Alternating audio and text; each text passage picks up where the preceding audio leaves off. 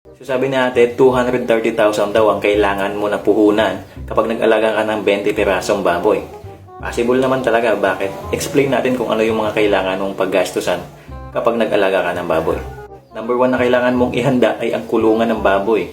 Siyempre, lalong-lalo na kung nagsisimula ka pa lang, kailangan mo talaga magpatayo ng building na kung saan kakasya yung 20 piraso na baboy. So alam naman natin sa panahon ngayon, sobrang mahal na ng materyales. Presyo ng semento, yung bakal, yung yero, at siyempre yung bayad mo pa sa labor. Yan yung mga dapat mong paghandaan sa pagpapatayo ng kulungan ng baboy. Number 2, piglets. Siyempre kapag nakapagpatayo ka na ng kulungan ng baboy, kailangan mo na ngayon bumili ng mga biik na alagaan mo. So sa amin, naglalaro ang isang pirasong biik ng 3,000 hanggang 4,000. Siyempre, kung 20 piraso yan, kaya na bahala mag-compute kung magkano lahat yan. Number 3, caretaker. Siyempre, kailangan mo ng tauhan na mag-aalaga ng iyong mga biik. Kung saan, kahit wala ka, merong maglilinis, merong magpapakain, merong magbibigay ng gamot, at merong mag-aalaga ng iyong mga pinapalaking baboy.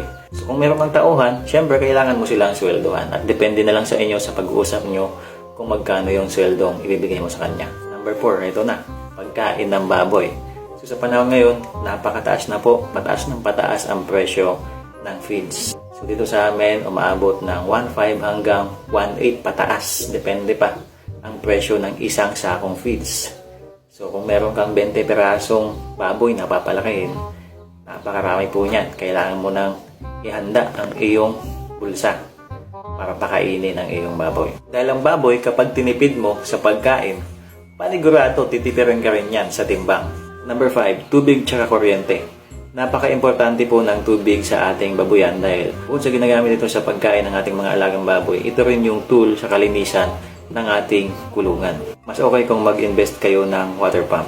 So syempre, kung meron kang water pump, kailangan mo din ng supply ng kuryente. At yan yung mga kailangan mong gastusan sa pag-aalaga ng 20 heads na baboy. Gusto mo ang mga ganitong video?